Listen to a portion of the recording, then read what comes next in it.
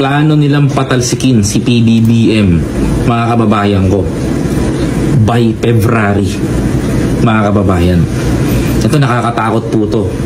Dahil alam kong lalabas, may target DD ang mga to. Unahan na natin, mga kababayan ko. Dahil hindi po ito basta-basta. Hindi po ito basta-basta na nangyayari ngayon. This is a emergency para sa atin. Protect PBBM, sabi ni Mimi de Guzman. Hopefully, sana protektahan natin yung presidente natin. But I will explain, mga kababayan ko, yung mga mangyayari ngayon. Matindi po ito, mga kababayan ko. Hindi na po ito biro, mga kababayan. Ito nga, kaya pala kampante ang mga Duterte dahil ito pala yung pinaplano nila, mga kababayan ko. But suddenly, syempre, napasok natin, mga kababayan ko, and magiging damages ito sa mga Duterte ngayon. Ako, wala na akong pakialam, but I will protect my president, mga kababayan ko. Poprotektahan ko yung presidente ko. To inform the Filipino people, ito ang ginagawa nila. At ano nga ba ang nagagawa ni Presidente na nagkaka-trigger dito sa mga taong ito, mga kababayan ko? Kung bakit natitrigger, kung bakit nagagalit ngayon yung mga kontratista, mga businessman, mga tao na nasa likod nito, mga kababayan ko, ng pagpaplano, mga kababayan ko, ng destabilization against the president, mga kababayan ko. Ito po ang mga mangyayari ngayon. Sasabihin na po natin, kaya po kampante yung mga Duterte fanatics, mga kababayan ko, because alam na alam nila yung nangyayari ngayon na ginagawang paggawa ng destabilization. Antayin ko yung mga kababayan natin. Please comment down below and please inform ang ating mga kapwa, mga loyalista, mga taga-suporta ni PBBM. We need to protect our president right now, mga kababayan ko. Ilalahad natin siya dito. Ako, hindi naman malalaman kung nasan ako ngayon because talagang sinafety ko na. Yung alam kong maraming babatikos sa akin, alam kong maraming magte-threat na naman sa buhay ko pag sinabi ko to. But I'm ready for that, mga kababayan ko. Ready na ako to inform the Filipino people. If this is what happened to our country, dito mangyayari sa atin, kailangan natin ipatupad to. Kailangan natin gawin to, mga kababayan. Marami na nag-PPM sa akin, mga kababayan ko. Marami na nagsasabi sa akin to stop this messaging. Ba't hindi ako titigil? Like I said, mga kababayan ko, lumaban tayo noong 2022. Hindi ako papayag na babugin tayo ngayon, mga kababayan ko.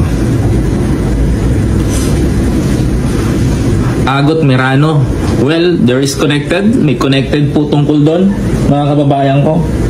Konektado po tungkol doon, mga kababayan. Yung business inside the government, tinitibag ni PBBM, mga kababayan ko. Well, malalaman natin yun. Pakilike po yung ating live streaming, mga kababayan ko. Dahil hindi na po biro ito, mga kababayan ko. This is hindi to content lamang na ginawa ko. This is not a joke, mga kapatid. No? Kaya dapat, Judy Sai, hello po sa inyo. Yan, protect our president. Loyalists, ipakita po natin ang proteksyon pa ating Pangulo. Tama po yan. AJ Mendoza, martial law na. No, hindi natin kailangan gawin muna yung martial law. We need to focus kung ano yung main story na ginagawa nila for destabilization. Na anong gagawin nilang destabilization sa presidente. Mga kababayan ko, like I said, this is not a joke, mga kababayan. Ako, wala akong pake kung anong gawin nila. Kung babuin nila ako, wala akong pakialam dito. But, guys, ito na ilalabas ko dito kung ano talaga yung dapat ilabas. Pa-imbestigan niya yung PNP General Torre. Hopefully, I know meron din silang alam. Even the EFP, alam nilang meron din silang alam. Mga kababayan. Meron din po silang alam. Hindi lang tayo, mga kababayan ko. Hindi lang ako nakakalam. Siguro ako lang muna, ako ang siguro unang makapaglabas nito, mga kababayan ko. Pero I know na meron pong alam yung mga yan na ginagawang destabilization. Umpisahan natin sa dapat natin umpisahan, mga kababayan ko. Pero before that, mga kababayan ko, for engaging our kababayan, please pakilike po ang ating live streaming, mga kapatid. Yan, sino isasama nila? People power, mga Chinese, I don't know. But I think there is a 40 to 55% na sila nandun sa proseso, mga kababayan. But we will discuss, mga kababayan ko, from the beginning. Pakilike po, mga kababayan ko. It's better na malaman ng, kasi the more na naglalike yun, mas mag-i-engage tayo sa mga kababayan natin. 69 likes, 207 na nanonood sa atin. Mas aangat pa tayo dito. Pakilike po yung ating live streaming natin, mga kababayan ko. Ang grabe kasi ang expose ng corruption. Totoo yan. Wala nang sisinuhin tong si Presidente Marcos, I think. Mga kababayan ko, lahat babanatan niya na, mga kababayan ko. So lahat ng mga apektuhan nito, mga kapatid, ay tatamaan na tatamaan. So, yan. Mayabang silang magsabi ng people power na mag-rally sila, wala silang 100 katao. Ma'am Connie Pascual, that is ngayon ay malalaman nyo, ma'am, masasabi ko na ginawa nila yan para maging kumbaga, para maging kampante tayo. Huwag tayo magpakampante doon, mga kababayan ko, please. Huwag tayo magpakampante doon. Yung ginawa nila yan, that is parang ano ba tawag dito? Para tawanan natin sila. Yung pagbabalik nila ay mas malakas, mga kababayan ko. Baka magulat na lang tayo. Yung nangyari sa tatay ni PBBM, mangyari ulit ngayon, mga kababayan. Yun po ang kinakatakot ko. But uumpisahan natin yan, mga kababayan ko. Uumpisahan na natin yan. Hindi tayo we will discuss i-discuss natin yan kung paano nila wawasakin si PBBM. And ang swerte ko lang, mga kababayan ko, sabihin lang traitor ako dun sa mga nakausap ko, pero my loyalty is hindi para sa mga Duterte. Ang loyalty ko is para sa mga Marcos. Yan ang gusto ko sabihin sa inyo. Pasensya na dun sa mga nagbukayo sa akin yan, na mga parallel leaders ng mga pasensyahan tayo dahil ako, ang loyalty ko sa mga Marcos, hindi sa mga Duterte. Yan po ang tatandaan ninyo, mga kababayan ko. Kahit wala na po ang Presidente Marcos sa posisyon na matapos ang kanyang termino, mananatili po akong isang Marcos. Hindi po ako mananatiling Duterte, mga kababayan ko.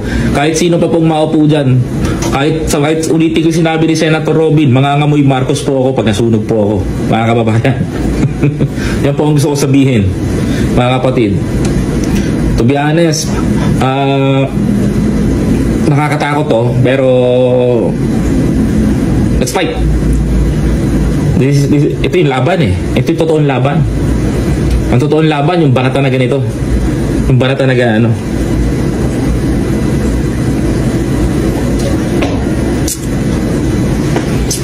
Ilang beses ko pinag-isipan tong paano ko sasabihin sa taong bayan. Ilang beses kong pinag-isipan kung paano ko i-discuss sa inyo, because I'm worrying sa safety ko rin bilang isang vlogger. Lumalabas din ako sa kalye. Nagmamaneho rin ako. Nag-iisip din ako kung paano. Naalala ninyo, sinabi ko po, mga kababayan ko, na si PBBM ay pinaliligiran ng mga buhaya. Pinaliligiran si Pangulong Bongbong Marcos ng mga buhaya because during that time, mga kababayan, alam ko na maraming gusto at init na sa posisyon paupuin si Sara. Itong si Dora. At ito po ngayon, mga kababayan ko, ang pinakamatindi ko nalaman.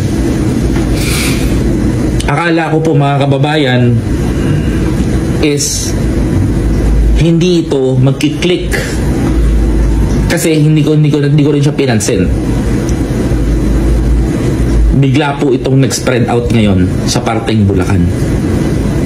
Yes, mga kababayan ko. Bigla po itong pumutok ngayon sa Bulacan. At ang kinakatakot ko po dito, mga kababayan ko, is nag-o-organize na sila. Mga kababayan, eto, mga kapatid, pisahan natin. Nakausap ko po, mga kababayan ko, yung 6 na mga malalaking parallel leaders na nag-o-organisa sa parteng Bulacan. At isang beses po ay nadulas sa akin itong parallel leader na to, na hindi ko na po pangangalanan, mga kababayan ko. Ngayon po, nalaman ko dun na sila po ay nag-oorganisa, mga kababayan ko, ng isang malawakang people power laban kay President Bongbong Marcos. Tama ho kayo ng inyong naririnig sa akin. Nag-oorganisa ng isang people power laban kay President Bongbong Marcos. At ang usapan po dito, mga kababayan ko, ay hindi na daw po tatagal si Presidente Marcos ng hanggang February 2026, mga kababayan. Ito ang mga party leader na to na nakita ko, mga kababayan ko. Itong grupo na to, isa ho sa mga malalaking distributor ng manpower ng mga Duterte noon panahon ng kampanya ni Pangulong Bongbong Marcos at ni Sara Duterte. Kaya ako ho nakilala itong mga to.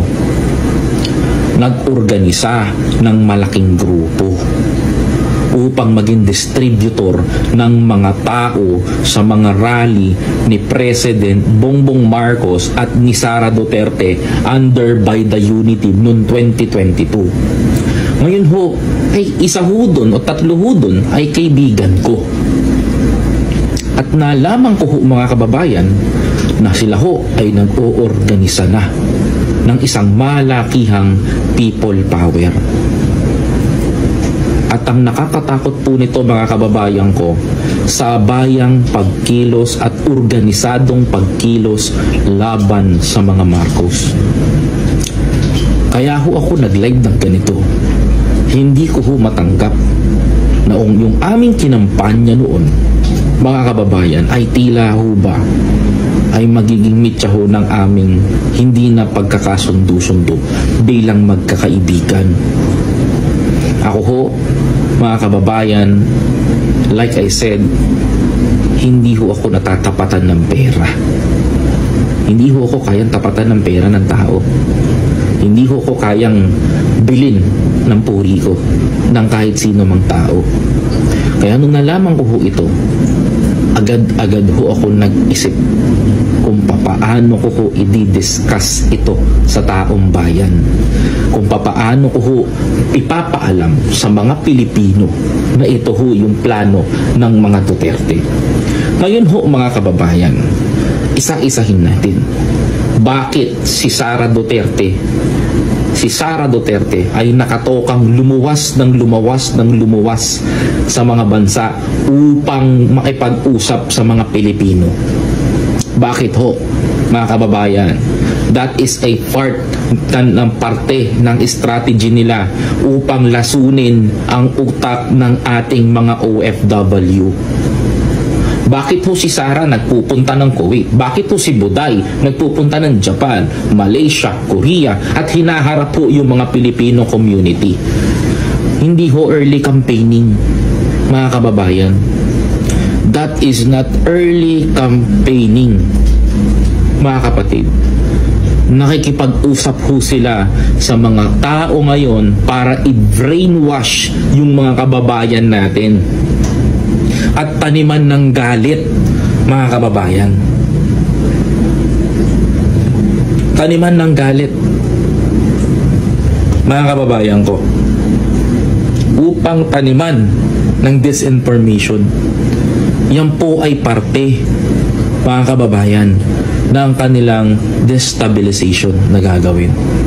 Ngayon po, mga kababayan ko, nakita ho natin kung papaano ho sila gumalaw. Kahit po palihim na kumikilos ang mga kaalyado ni Buday, ni Dora, sa mga kanayunan, sa mga cities, para bumuo ng isang malaking grupo upang likumin para magalit sa gobyerno o mag-organisa sila. Isa po itong malinaw, mga kababayan. Malinaw na malinaw ho. Isa po itong malinaw na pagpapalakas ho nila. Habang bumabanat ho, sabayang banat ang ginagawa nila laban sa mga Marcoses. Hindi nyo ho ba napapansin? Sunod-sunod ho ang atake sa mga Marcos in terms of social media. Nakikita ho natin yan.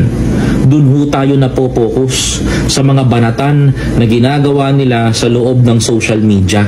Pero hindi ho natin, mga kababayan ko, nakikita yung kanilang ginagawa sa ilalim na pag-oorganisa.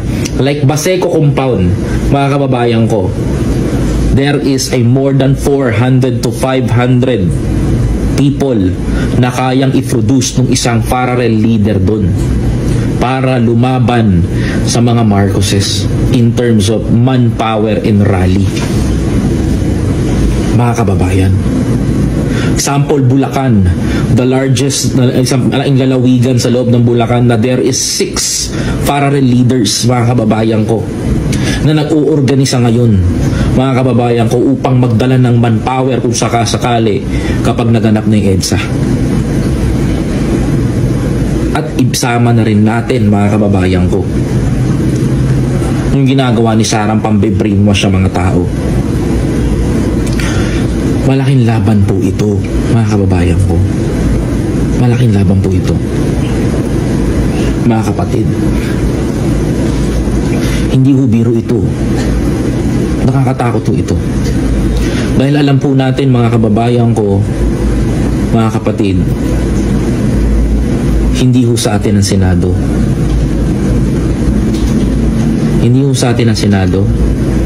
Hindi ho sa atin ang Supreme Court, mga kababayan ko. Even the congressmen pwedeng bumaliktad anumang oras mula ngayon. Yan po nakakatakot. Wala na hong kakampi si PBBM. Ako nakikita. Wala na ako nakikitang kaibigan ni Bongbong. Yun po ang totoo para ho sa akin, mga kababayan. Natatakot po ako because anytime pwede nilang pababain si PBBM, mga kababayan. I know the PNP and AFP also alam itong destabilization na to. Because inside the AFP, mga kababayan ko, may nagaganap din. At nagtatangka ulit ang mga Duterte'ng kumbinsihin ang AFP. Mga kababayan ko. Nakakatakot to. Alam mo, sa totoo lang, let's set aside this issue muna. Bakit nag-uorganisa yung mga ibang tao kay Pangulong Bongbong Marcos? Bakit sila ganyan ngayon? Paki-like po yung ating live streaming, mga kababayan ko. Paki-like po. Bakit sila nag-uorganisa ngayon? You know what's the reason kung bakit? Plano nang tapusin ni PBBM yung mga korap sa Pilipinas at lahat ng kongresista, mapapolitiko, mapakaibigan niya ay tatamaan dito.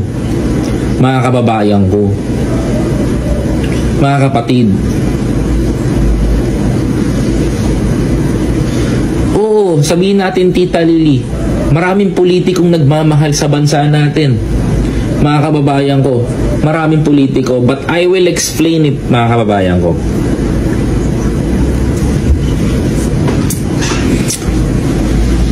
Dahil sa ginagawa ni PBBM ngayon, napagsugpo sa korupsyon sa Pilipinas. Because pagod na si Pangulong Bongbong Marcos sa totoo lang.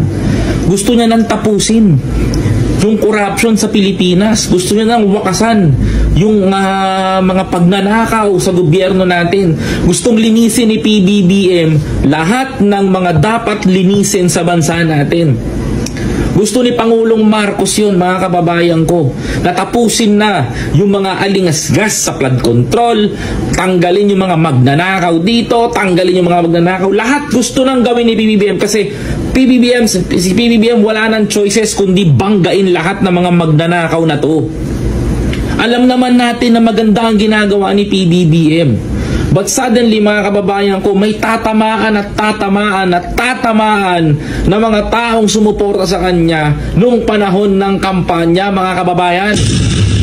Kaya po, Binanggit ko sa inyo yung planong EDSA People Power ng mga Duterte na malakihan, mga kababayan, ngayon dahil alam ko ang pwedeng mangyari, mga kababayan ko.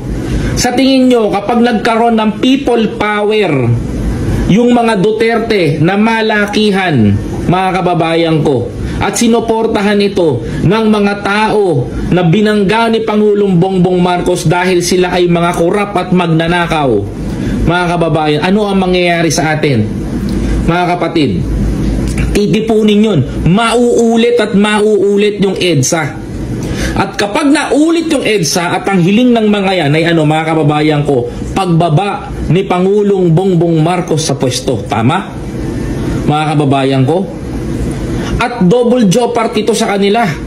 Dahil, mga kababayan ko, makinig kayo, dahil mga kababayan ko, oras na may oras na mangyari ito ay kung ano man ang mangyari o worst to worst scenario, baka o di natin alam na mag-declare ang presidente ng martial law. Tayong mga Pilipino na naniniwala sa mga Marcos, alam nating maganda ang martial law. Tama? Ngunit sa mata ng iba ay hindi maganda dahil sirang-sira ang pangalan ng martial law.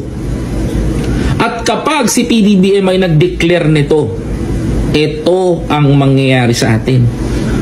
Baka sumama ang mga mangmang doon sa mga berde na nagtatangkang kunin ng Malacanang. Sana nakuha nyo po punto ko, mga kababayan. Yan po ang pwedeng mangyari. Sana ho naiintindihan nila, mga kababayan ko. Dahil nakakatakot po ito kung sakaling mangyari, mga kababayan. There is possibility na mangyari. Kung sino pa yung matino, yung paangkayaw nila, yung mga ayaw ng mga correct mga kababayan ko. Hindi nila kasi mapasunod si PBBM. To be honest, nahihirapan silang pasunurin si Pangulong Bongbong Marcos sa mga polisiya na gusto nila na kailangan sang-ayunan. Lalo na ngayon, mga kababayan ko. Lalo na ngayon, pag itong si House Speaker Martin Romualdez, iniwanan mo ang pinsan mo habang buhay kitang isusumpa. Tandaan mo yan. Ako sinasabi ko to sa lahat. Kapag itong si House Speaker, iniwanan ng pinsan niya sa laban na ito, habang buhay kitang isusumpa. Mga kababayan ko. Yan ang, alam mo, inahantay ng mga Duterte supporter. Inahantay ng mga Duterte supporter pag nag-rally ulit sila ng malakihan sa EDSA, magdeklara si PBBM ng martial law para pasamain ng imahe ni Pangulong Bongbong Marcos. Uulitin nila ulit yung nangyari ng EDSA People Power 1, mga kababayan. Uulitin at uulitin nila yan, mga kababayan ko. That's very tayo alam natin Alam natin the cause and effect of martial law, but suddenly, mga kababayan ko, pag pinatupad yan at yung mga tao na to, mga kababayan ko, mga Duterte supporter ang gumawa niyan, pasasamahin nila ngayon yung imahe ng ating pangulo sa martial law. Well, mga kababayan ko, mga kapatid, sumama ang imahe niyan because of Cory. That is the narrative ng aking administration. Martial law is ganito, martial law is ganyan, hindi maganda, hindi na ganyan ang gagawin nila. Kaya ngayon, mga kababayan ko, gagawin ulit ng mga Duterte supporter yan. At meron na akong intel na nakuha na kahit sa AFP ay nililigawan sila. Allegedly. Ayan Dahil meron tayong insider doon. Koy, babaliktad ba si Speaker? I hope so. And I don't think so. 50-50 ako ngayon. Because tinitira ni President Bongbong Marcos yung mga kongresista na magnanakaw Supposed to be, pag may nadamay dyan, mabubukayo lahat yan, mga kababayan ko. At pag nabukayo lahat yan sa Blue Ribbon Committee, mga kababayan ko, matik, mga kababayan ko, may lilipat ng bakod, mga kababayan. Sabi dito, hindi mangyayari ang COI. Alam na rin ng mga tao kung ano ngayon ang nangyayari sa ating mga pondo. Well, alam na mga tao kung saan napupunta yung pondo. Kabubukayo ng kabubukayo niya. Kasi ang nagbubulgar na dito, hindi naman kami. Ang nagbubulgar dito sa ginagawa ni PBBM, kundi siya eh. Siya yung nakikipag-organize, nakikipag-communicate sa taong bayan. And the President take an action sa mga sinusumbong ng taong bayan sa kanya. Like the flood control issue. We know the flood control issue, mga kababayan ko, is yan ang pinaka main sources ng pera ng mga pondo ng mga buhaya. Kung walang flood control budget, walang buhaya. Gutom ang buhaya. Di ba mga kababayan? Oh, mahirap ang mga kurap pasunurin si PBBM ng Marshall. Nako mga kababayan ko, hindi tayo pwede mag-declare niyan. Mga kababayan ko, hindi tayo pwede mag-declare ng martial law if ever na magkaroon ng rallying ganyan. Maniwala kayo sa akin. Hindi pa pwede. Tatagilid tayo pare-parehas. Mga kababayan ko, hindi panahon para magdeklara niyan, mga kababayan. Masyadong mahina pa ang sinasabi mo. Amerika lang ang pwede magpabagsak kay PBBM. Malabong mangyari. Greggy Reyes, are you sure na Amerika lang ang pwedeng magpabagsak kay Pangulong Bongbong Marcos? Mga kababayan, Greggy, ikaw ata ang masyadong mahina. Kasi kami, nasa grounds, alam namin yung nangyayari. At alam namin, nakikita namin yung mga nag-oorganisa. Unlike sa'yo, na you are defending to US. Nakadepende ka lang sa US. What happened sa mga Marcos noon? Diba? Pinanigan ng mga Aquino. Tinangayang mga Marcos. Imbis na dalhin sa Pauay, dinala sa Hawaii. Huwag kang dumipende sa US. Wala kang pinagkaiba sa Verde, sir. Didependihan mo ang US kung ano. Bakit? US ba nagpapatakbo sa gobyerno natin? US ba ang kalaban natin? Tandaan mo, ang US, kung saan ang meron, dun yan. Kung saan siya makikinabang, dun yan. Tapos sasabihin mo, makikipag-argumento ka sa akin na mahina sila, sabi ko, baka mas mahina pa ang kokote mo, sir. Matuto kang makinig. Gusto mo yun, bakit? US lang ba magpapatakbo sa Pilipinas? US lang ba? Sus. You're weak, sir. Pasensya ka na, sir, ha? Mahina ka pa. Alakas ka muna, sir. Oh, bata pa ako, matanda ka na. Pero mas matanda, pero I think mas malawak po yung ginagalawan ko sa ginagalawan mo. How can you say US ang magpapabagsak? Tandaan mo, ang US kung saan meron, dun yan. Bata ako. Nauna ka sa akin. Pero mas tumatanda ka atang pakurong, Sir Greggy. Pasensya ka na, ha? Kung sinasabi ko sa iyo yan. Kung pilitin natin ang flood control hanggang matapos si PBBM. To be honest, habang tinutuloy ni PBBM yan, mga kababayan ko, makinig kayo. Habang tinutuloy ni PBBM yan, pag-iimbestiga sa flood control, palala ng palala yung damage, mga kababayan ko. To be honest, gagamitin ito ng mga kalaban niya para mapabagsak siya. Kasi mga kababayan ko, alam natin ang talamak na korupsyon inside the flood control issues, mga kababayan ko. Hindi naman natin kailangan maitago yan eh. Alam ng taong bayan to. Hindi natin maitatago ito na kalat sa buong bansa ngayon ang issue ng flood control. At bawat syudad na may kongresista, ang tingin ng taong bayan, magnanakaw yung congressman ko. Di ba? Tandaan nyo to, nangyayari ito ngayon, mga kababayan ko. Kapag tinuloy ni PBBM to, mga kababayan ko, pwedeng mangyari yan, mga kababayan. Sabi ako, gusto ko din mga basher sa vlog ko, kaya lang ayaw nila pumasok sa vlog ko. Pasok kayo kay Ma'am Jet Pangan. Diba, Jet? Alam mo, to be honest, yung mga basher na yan, sasabihin nilang bata ka, sila matanda, alam nila gagawin. Bakit? Nasa grounds ba sila? Yun ang tanong ko eh. Ako, nasa grounds ako, alam ko yung nangyayari. Kaya ako nga binabanggay ang mga yan eh. Because nasa grounds ako. Kasi kung wala maglalabas ito, wala mangyayari. Tatahimik tayo, antay na lang natin bumaba yung ganun. Diba? Pareho sila na pinalang West Philippines. Alam mo, Greggy, ang labo mo, no? Anong West Philippines si pinagkakana mo? Diyan ka nga muna, Bartolina kita, ang pangit mo kausap.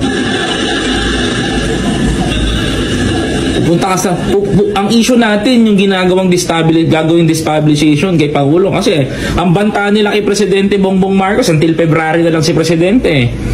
O di kung until February si Presidente Bongbong Marcos, di banatan natin ngayon dito para malaman ng taong bayan. Di ba? Ganun lang kadali yun mga kababayan ko.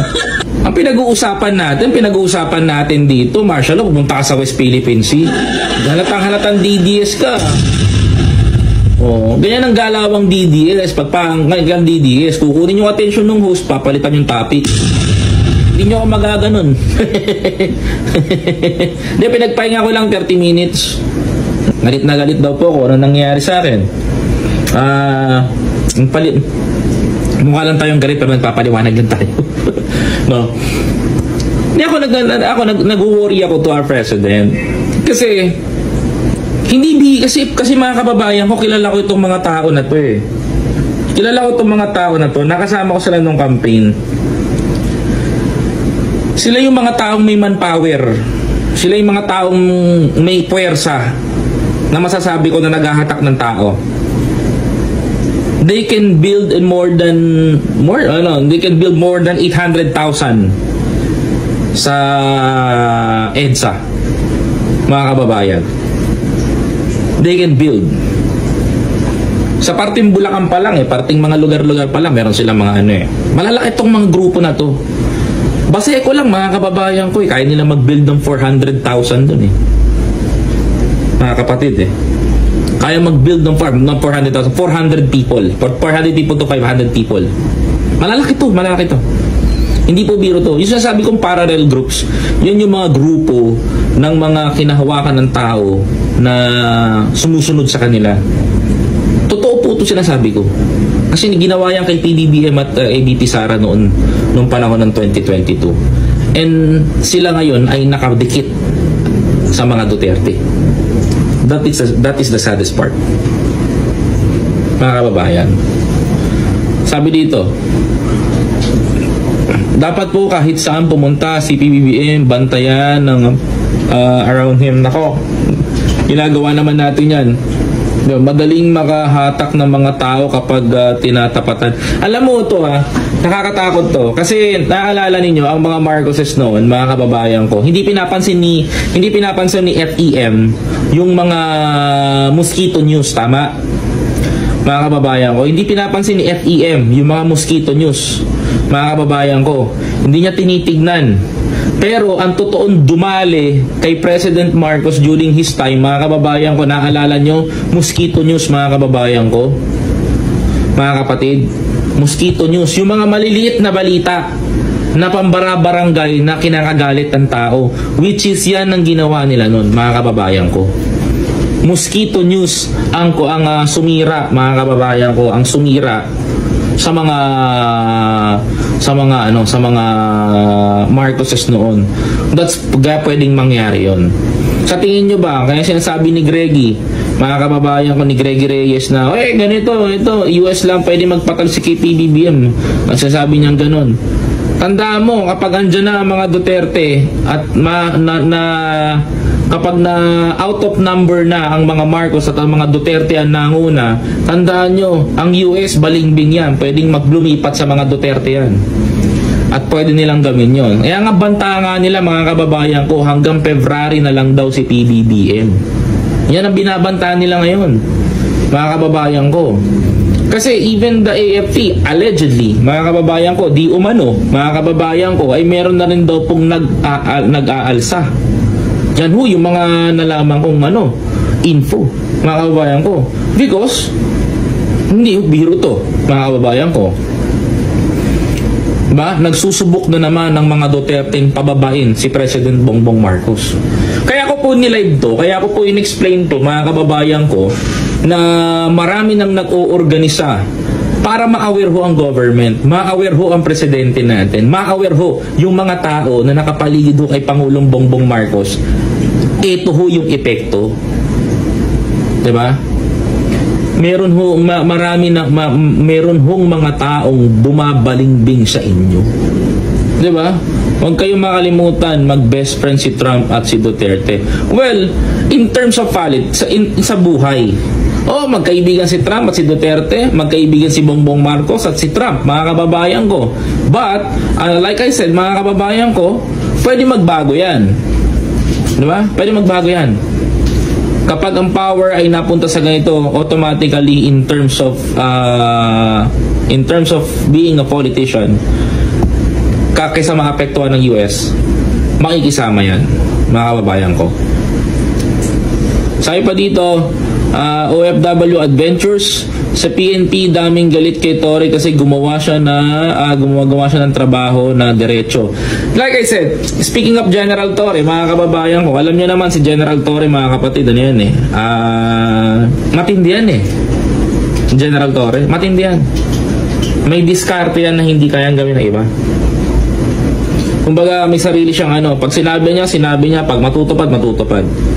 If General Torre is running for president or senator, iboboto ko yan, mga kababayan ko. Magandang tandem na Risa Torre, di ba? Sa 2028, di ba? Sabi to, grabe na talaga. Grabe na kasamaan talaga nila. Dapat talaga maaga malinis sa mga korap, hindi makakasi. Hindi makiksi ang korap, hindi makakasali sa Duterte. Well, in terms of policy, mga kababayan ko, kanya-kanya kasi tayong bet Ako, bet ko si Risa Hontiveros for a higher position. Kasi may better na merong kontratista.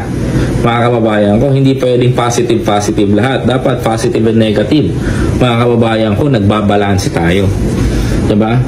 Risa Hontiveros hindi magnanakaw, hindi ko na nakitaan ng corruption, but he is a dilaw. Alam ko yun, no? Unlike kay Bam Aquino, mas ayoko kay Bam, mga kababayan ko, doon na lang ako sa dilaw. Yung dilaw talaga na educated, mga kababayan ko. BP siguro, yes, maybe yung vice president talaga, tita. Ayan Kuya BNK, kindly tell to PBBM about para sa masabihan ng advance and safe. I think the president alam na ng presidente to I think alam na ng presidente to. Imposibleng walang nagre-report sa kanya nito. Imposibleng walang intel ang presidente nito. I know na merong intelligence ang presidente nito, mga kababayan ko. May intelligence ang ating presidente nito, mga kababayan ko. Because ako, pati sa tingin nyo ba, malalaman ko yan kung walang Kasi nakaharap ko lang sila, nakakwentuhan ko, and they trying to convince me to mag-transfer ako sa mga no way. The biggest disappointment na ginawa nila is kinausap nila ako. Hindi ako pwedeng sumama doon. Sinabi ko na to, na susuportahan ko kayo, pero hindi ako sasama sa inyo bilang magkakaibigan. Pero hindi para pabagsakin yung presidente ko. No way. Magkakaibigan tayo. Nung panahon ng kampanya, nakisama ako, nakasama nyo ako, but in terms na pabagsakin nyo yung presidente ko, mag-aaway-aaway tayo. Like I said, patapusin nyo ang termino ni PBBM. That's it. Yun lang kadali yun. Kaya kaya marami akong mga kilala na bumabalingbing na ngayon diyan sa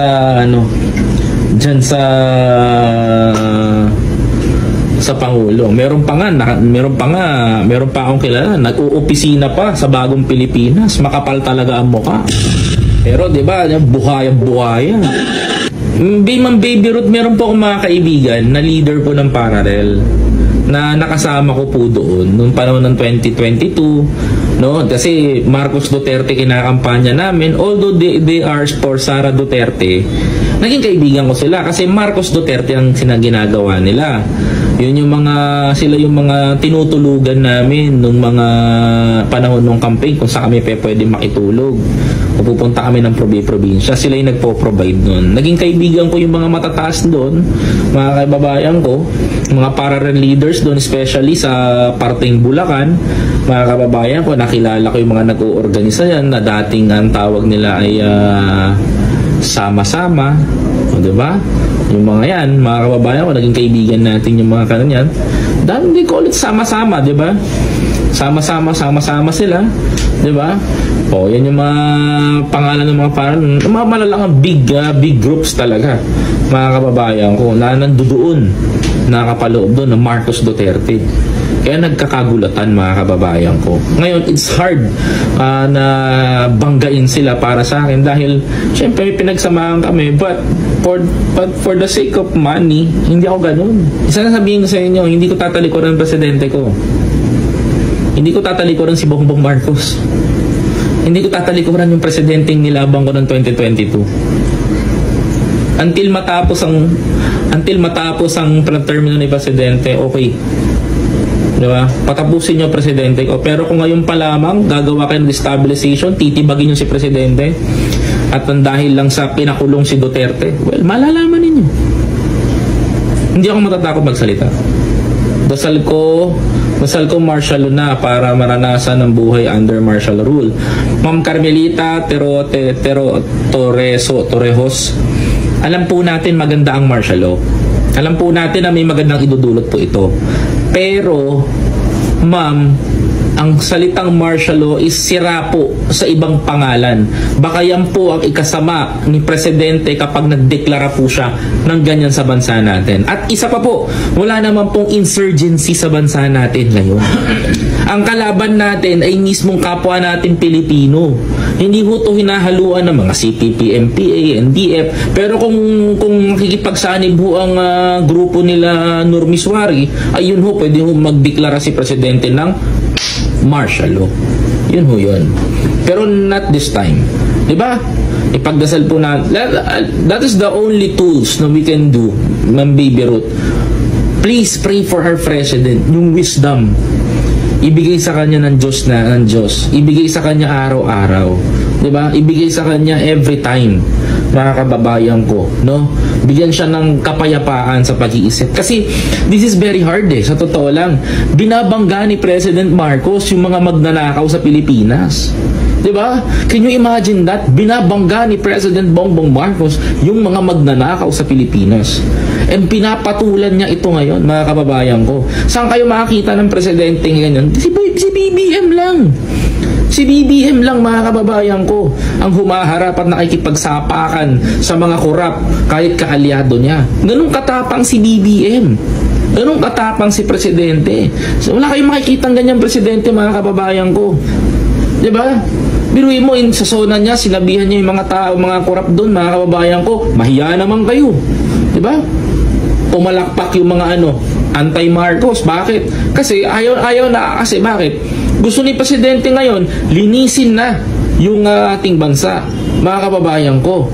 Yan lang iiwan niyang legacy for the Filipino people Number 1, mga kababayan, pakinggan niyo ako. Tingnan niyo lahat.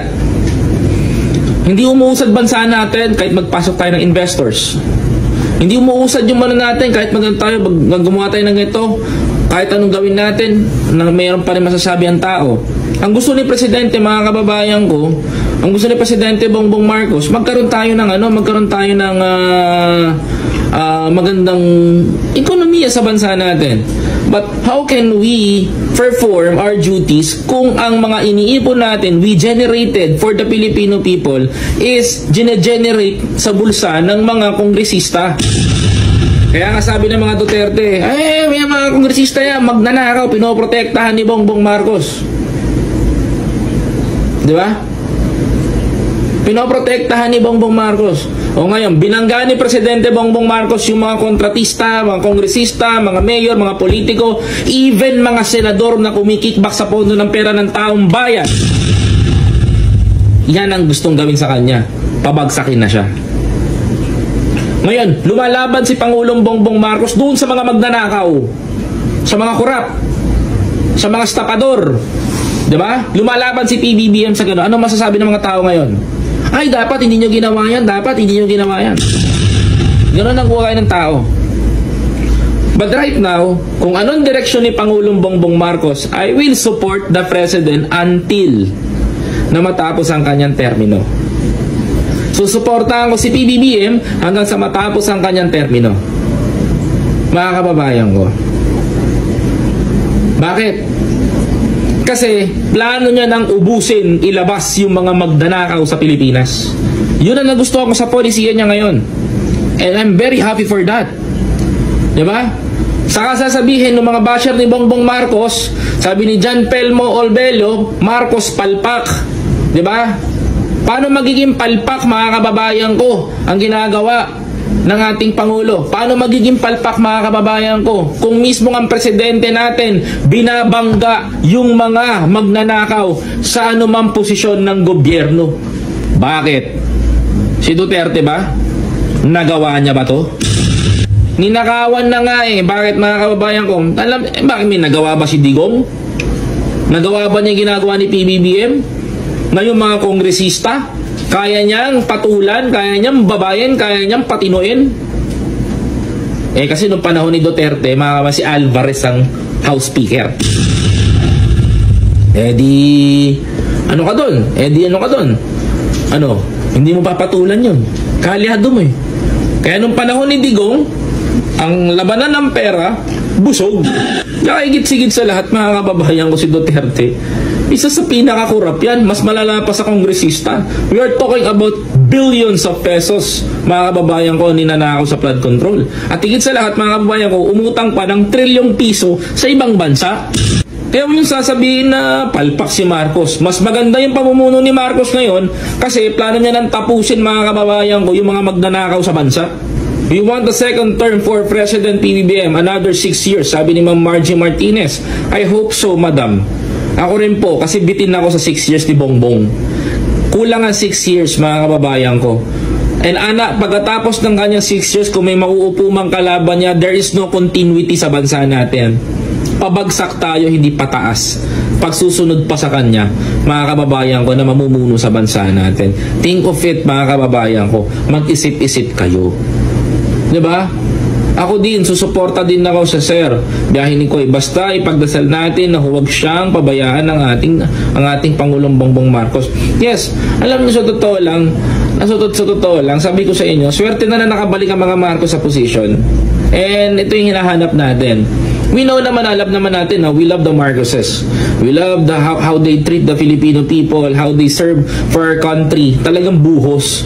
Sabi ko nga sa inyo 6 years ng buhay ni BBM binigay niya na sa bansa natin. At gusto pang gawin ng mga Duterte ngayon nang dahil lang sa gusto nilang makaupo, makakuha na naman ng limpak-limpak na pera sa pondo ng taong bayan, pabababain nila yung matinong tao. Ayun ang pinakamasakit doon, mga kababayan ko. Diba? Ano pang masakit? Gusto ko siya maging Prime Minister. Rico, if that is what you want, magtulungan tayo. Sulong natin ang charter change. Diba? Di ko mabalik ang paniniwala. Ako, yan Jojo, sabi mo. But well, mga kababayan, gusto ko lang sabihin na it's hard to i-reconstruct yung pagano sa kanila. Sabi pa dito, may nabasa ako, Sir Koy, dito sa YouTube na si PBBM may mananatili pa daw sa pwesto. Hindi natin masasabi because we have a constitution. We have may batas tayo na ang termino ng Pangulo is 6 years lang. Hindi natin pwede sabihin na extension si PBBM na ganito. No, meron tayong constitution. If we change the constitution, mga kababayan ko, well, baka magawa natin na 4 years ang termino ng ating presidente kagaya sa US, 'di ba? Idol BNK, did you know na hindi ba si PBBM pag hindi na-solve ang problema ng Pilipinas? That is, hindi natin masasabi yan, sir, sa totoo lang Because, like I said, mga kababayan ko, dapat mamulat tayo na mayroong konstitusyon sa Pilipinas, mga kababayan ko. Dapat mamulat tayong lahat na mayroong konstitusyon sa Pilipinas na umiiral sa bansa natin.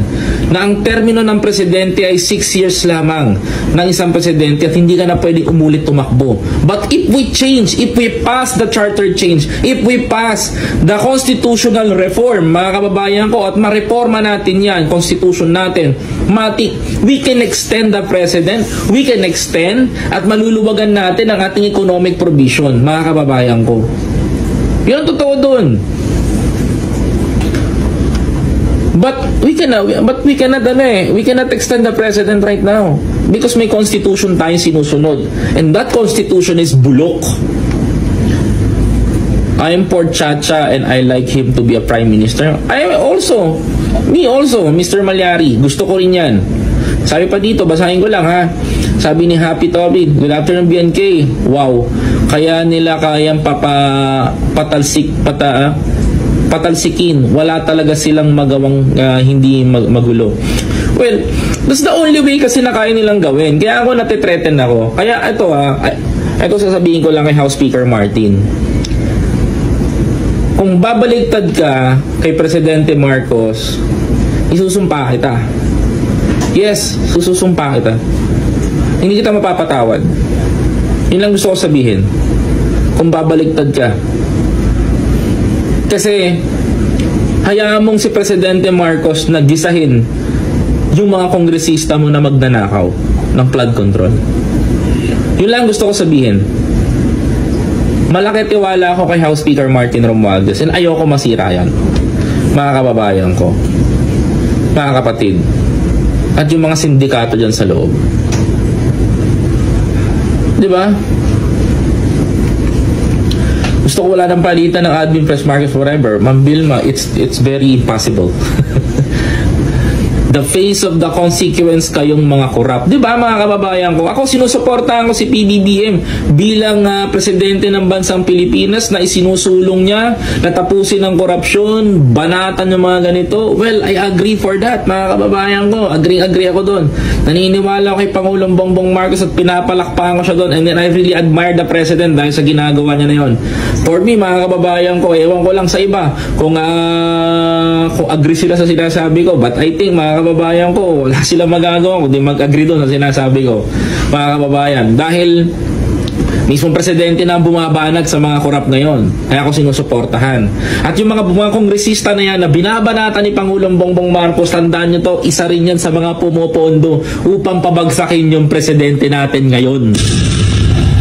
Hindi nyo maiiwasan ito, mga kababayan ko. At hindi nyo maitatago ito. Na yung mga tao na yan na pumopondo sa yung mga tao na yan na pumopondo sa mga taong ito upang mag-organisa ng people power pagdating daw ng February, babagsak na daw si PBBM, mga kababayan ko, yung mga kongresista rin, allegedly, no, yung mga tao rin na ayaw sa kanya, no? Like I said, ulitin ko, yung mga kongresista allegedly na tinatamaan ng flood control issue ang mga tumutulong din sa mga tao na yon at ang mga taong ayaw kay Bongbong Marcos sa pwesto, mga kababayan ko. Tatandaan nyo to, ang banta nila hanggang February na lang daw si PBBM. Kaya po mga kapatid, mag-isip-isip na kayo dahil I think hindi po biro yung banta nila sa Presidente Bongbong Marcos, mga kababayan.